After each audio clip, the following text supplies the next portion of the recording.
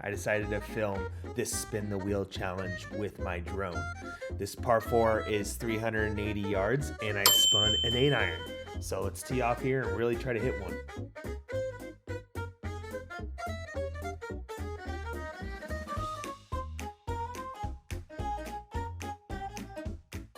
I really tried to bend the club down a little bit and play a draw, and I actually smoked this 8-iron. Probably went 180 yards, 190 yards.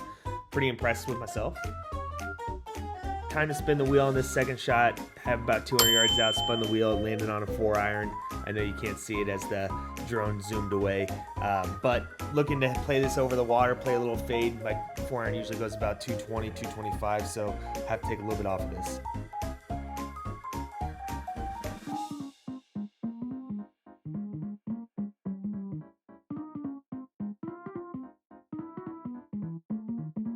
I hit the shot I actually wanted to, but I did not start it enough left, so it fades to the right side. I thought I was going in the bunker. Luckily, I took a little bit off of it, but land a little short of the bunker. Now it's time to spin the wheel and see what I chip with.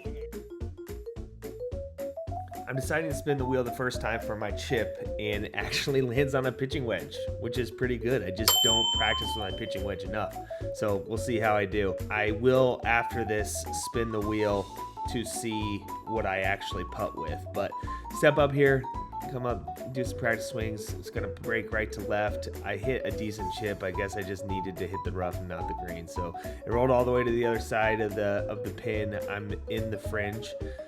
Spin the wheel and actually lands on a 7-iron. So the 7-iron here I'm gonna putt with and finish out with the putt, and I blow it by because once again, who practices putting with the 7-iron? So I 2-putt here for bogey.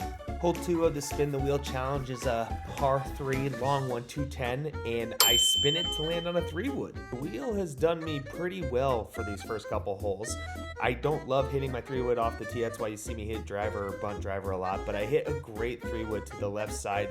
Faded a little on me. I knew I had to take some off it, so I played the fade and hit the left side of the green. So let's go spin this, see what I'm putting with. My drone is still struggling to hold a charge, so I'm gonna have to replace the battery, but I spin the wheel and it lands on another 3-wood to putt with, which is not a bad choice on the greens. But drone did not film the first putt. I didn't hit a very great putt. It went past the hole and down this slope to the right, but I made my putt coming back, which was glorious. So I am 1 over going into the 3rd hole in the spin the wheel challenge. This hole's a par 5. So let's spin this wheel and land on something good.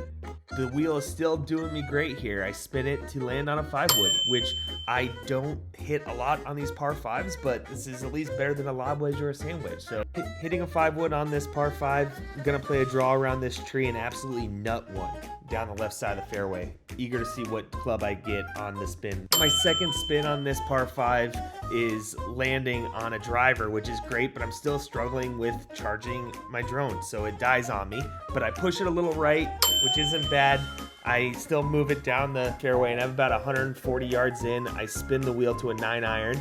I'm gonna have to take a little bit off of this. It is with the wind as well, so take a little off, but I didn't take enough off and I pushed it right. So I'm over the green, gonna have to get up and down for par. I am really needing to change my battery because it did not film the spin, but my chip is with a lob wedge, which is awesome, but you will see later that it does not go so well, and I will be having to putt with a 9-iron.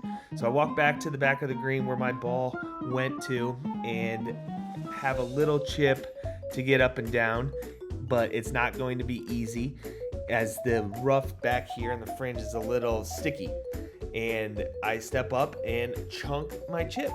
I set it myself because the lob wedge was great and I thought I could get up and down. This pin was in a really tough spot. But put a 9-iron to about a foot and tap in for par, where I